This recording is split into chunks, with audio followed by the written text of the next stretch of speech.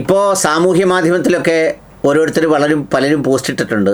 നമ്മുടെ ആരിഫ് ഹുസൈനും ഫൈസൽ കാരാട്ടുമൊക്കെ ഇസ്രയേലിൽ പോയ സംഗതികൾ പറഞ്ഞു. അതുപോലെ തന്നെ ഏതാനും നാളുകൾക്ക് മുമ്പ് അതിലൊരാൾ ബാംഗ്ലൂരിൽ വെച്ച് നടന്ന ഇസ്രയേലി ദിനാഘോഷത്തിൽ പങ്കെടുത്തു എന്നൊക്കെ പറഞ്ഞിട്ട്, ഇതൊന്നും കേവലം യാദൃച്ഛികമായ ഒരു ഇടപെടലുകളുടെ ഭാഗമല്ല. അതറിയണമെങ്കിൽ ഇസ്രയേലിൻ്റെ ഹസ്ബാര ബഡ്ജറ്റ് എന്ന് പറയുന്ന ഒരു ബഡ്ജറ്റുണ്ട്. ഈ ഹസ്ബാര ബഡ്ജറ്റ് എന്താണെന്ന് മനസ്സിലാക്കുമ്പോഴാണ് ഈ ലോകത്തെ ഓരോ രാജ്യങ്ങളെക്കുറിച്ചും വരുന്ന പല നെറേറ്റീവുകളും പല കഥകൾക്കും പിന്നിലുള്ള യാഥാർത്ഥ്യങ്ങൾ നമ്മൾ അറിയേണ്ടത്. ഹസ്ബാര ബഡ്ജറ്റ് എന്ന് പറഞ്ഞാൽ ഈ ഇസ്രയേലിൽ സാധാരണ ബഡ്ജറ്റുകൾക്ക് പുറമേ, ബഡ്ജറ്റ് ഹെഡ് എല്ലാ രാജ്യത്തും ഉണ്ടാവുമല്ലോ, പ്രൊഡക്ഷൻ അല്ലെങ്കിൽ പ്രതിരോധം, അതിൻ്റെ ഉൽപ്പാദനം, കാർഷിക മേഖല എന്നൊക്കെ പറയുന്ന സംഗതി കൂടാതെ സെപ്പറേറ്റ് ഒരു ഹെഡിൽ അതിനുവേണ്ടി സൂക്ഷിക്കുന്ന ഒരു സെപ്പറേറ്റ് ബഡ്ജറ്റ് ഹെഡാണ് ഈ ഹസ്ബാര ബഡ്ജറ്റ് എന്ന് പറയുന്നത്.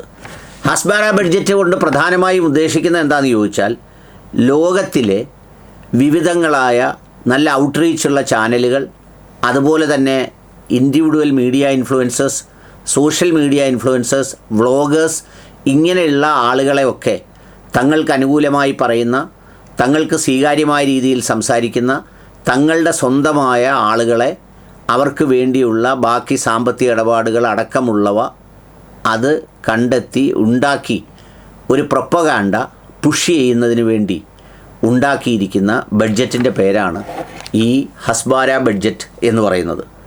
ഈ ഹസ്ബാര ബഡ്ജറ്റ് ഈ കഴിഞ്ഞ വർഷങ്ങളിലൊക്കെ ഇസ്രയേൽ വലിയ തുക വർദ്ധിപ്പിച്ചിട്ടുണ്ട്. ഇതുകൊണ്ട് പ്രധാനമായും ഉദ്ദേശിക്കുന്ന രണ്ട് കാര്യങ്ങളാണ്. ഒരു കാര്യം എന്താണെന്ന് ചോദിച്ചാൽ, തങ്ങൾക്കിഷ്ടമല്ലാത്ത രാജ്യങ്ങളെ സംബന്ധിച്ച്, തങ്ങൾ ടാർഗറ്റ് ചെയ്യുന്ന രാജ്യങ്ങളെ സംബന്ധിച്ച് ഉള്ള ഈ ലോകം മുഴുവൻ ഞെട്ടുന്ന അല്ലെങ്കിൽ വെറുക്കുന്ന തരത്തിലുള്ള നറേറ്റീവുകൾ ഉണ്ടാക്കി വിടുക. ഇപ്പോൾ ഉദാഹരണത്തിന് നമ്മളിപ്പോൾ ഇറാനിൽ ഒരു കുട്ടി അങ്ങനെ ചെയ്തതിന് ആ കുട്ടിയെ വധശിക്ഷയ്ക്ക് വിധേയമാക്കി. അല്ലെങ്കിൽ കഴിഞ്ഞ ദിവസം ഒരു വാർത്തകൾ കാണാനിടയായി, എന്തോ ഒരു പബ്ലിക് മീറ്റിങ്ങിൽ തലമറയ്ക്കാതെ ഒരു സ്ത്രീ പറഞ്ഞതിൻ്റെ പേരിൽ അവരെ അങ്ങനെ വിലക്കി, ഇത്ര ചാട്ടവാറ് കൊണ്ട് അടിച്ചു എന്നൊക്കെ പറയുന്ന ചില വാർത്തകളുണ്ട്. അതിൻ്റെ നിജസ്ഥിതിയും സത്യസന്ധമായ അവസ്ഥയും അതൊന്നും ആയിരിക്കത്തില്ല. ആ രാജ്യത്ത് ഒട്ടും സിഗ്നിഫിക്കൻ്റ് അല്ലാത്ത ഒരു സ്വാഭാവികമായ സംഗതിയായിരിക്കും അതൊക്കെ. പക്ഷേ അതിനെ പർവ്വതീകരിച്ച് വലിയ എന്തോ സംഗതികൾ നടക്കുന്നത് പോലെയുള്ള നറേറ്റീവുകൾ ലോകത്തേക്ക് മുഴുവൻ എത്തിക്കുന്നതിൻ്റെ ഒരു സംവിധാനമാണ് ഈ സംവിധാനം. അപ്പോൾ തങ്ങൾക്കിഷ്ടമല്ലാത്ത, തങ്ങൾ ടാർഗറ്റ് ചെയ്യപ്പെടുന്ന, തങ്ങൾ ഉന്മൂലനം ചെയ്യാൻ ആഗ്രഹിക്കുന്ന രാജ്യങ്ങളെക്കുറിച്ചും സ്ഥലങ്ങളെക്കുറിച്ചുമുള്ള സ്റ്റോറികളാണ് ഇങ്ങനെ പ്രചരിപ്പിക്കുന്നത്.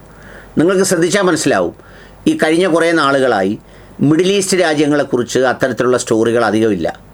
പക്ഷേ അതിനു മുമ്പ് മിഡിൽ ഈസ്റ്റ് രാജ്യങ്ങളെക്കുറിച്ച് ഒരുപാട് കഥകൾ, ഒരുപാട് സംഭവങ്ങൾ, ഒരുപാട് വാർത്തകളൊക്കെ പലതും വരുമായിരുന്നു. നമ്മൾക്ക് വെറുപ്പ് തോന്നുന്ന, നമുക്ക് അറപ്പ് തോന്നുന്ന തരത്തിലുള്ള പല സംഗതികളും.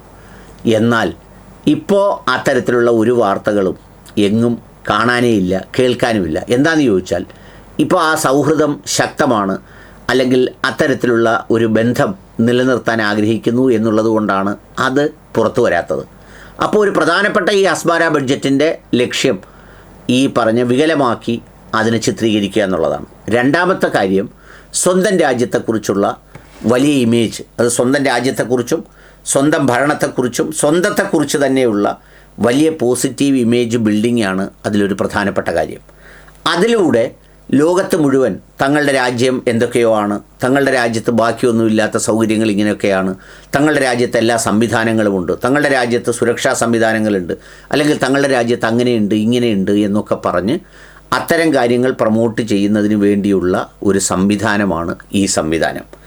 ഈ ബഡ്ജറ്റ് ഫണ്ടും ഈ സംവിധാനവും ഉപയോഗിച്ചാണ് അവർക്ക് വേണ്ടി മാത്രം സംസാരിക്കുന്നവർ ലോകത്തെവിടെയൊക്കെ ഉണ്ടെന്ന് വെച്ചാൽ അവരെ പിക്ക് ആൻഡ് ചൂസ് ചെയ്യുന്നതും, അവരെ അതുപോലെ തന്നെ പിന്നെ ബാക്കിയുള്ള കാര്യങ്ങൾക്കുള്ള സംവിധാനം ഉണ്ടാക്കുന്നതും എല്ലാം. അതുകൊണ്ട് പല വാർത്തകളും പല രാജ്യങ്ങളെക്കുറിച്ചും കാണുമ്പോൾ ആ രാജ്യങ്ങളിലെ കഥകളിൽ പലതിലും വിശ്വസിക്കുകയോ അല്ലെങ്കിൽ അതിൽ ചിന്തിച്ച് അയ്യോ അതിങ്ങനെയാണല്ലോ, ആ രാജ്യത്ത് ഇങ്ങനെ നടക്കുന്നു എന്നൊക്കെ നമുക്ക് തോന്നാറുണ്ട്. ഇപ്പോൾ ഉദാഹരണത്തിന് വെനിസ്വലയിൽ ഒരു സംഭവം ഉണ്ടായി, അവിടുത്തെ ഭരണാധികാരിയെ അവരെ കൊട്ടാരത്തിൽ കയറി പിടിച്ചുകൊണ്ട് പോയി. അതിന് പകരം ഉണ്ടാക്കിയ കഥ എന്ന് പറഞ്ഞാൽ ആ രാജ്യത്ത് വലിയ അരക്ഷിതാവസ്ഥയാണ്, അവിടെ ഒരുപാട് ആളുകൾ പട്ടിണിയാണ്, അവിടെ ഒരുപാട് തൊഴിലില്ലായ്മയാണ് എന്നൊക്കെ പറഞ്ഞിട്ടുള്ള ചില പ്ലാൻഡ് നറേറ്റീവ്, ചിലപ്പോൾ അർദ്ധസത്യങ്ങളാകാം, ചിലപ്പോൾ പൂർണ്ണമായിട്ടും അസത്യങ്ങളാവാം. ഇതിനെയാണ് പ്രൊജക്റ്റ് ചെയ്ത് ഇങ്ങനെ കൊണ്ടുവരുന്നത്. ഇതേ ക്യാമ്പയിനിങ്ങാണ് പലപ്പോഴും അഫ്ഗാനിസ്ഥാനിലും താലിബാനെ സംബന്ധിച്ചും ഒക്കെ ഉണ്ടാക്കി വിടുന്ന പല നറേറ്റീവുകളുടെയും ഒരു സ്രോതസ്സ് എന്നുള്ളതാണ് ഈ ബഡ്ജറ്റിൻ്റെ ഉപയോഗത്തിൻ്റെ പ്രധാനപ്പെട്ട ലക്ഷ്യം.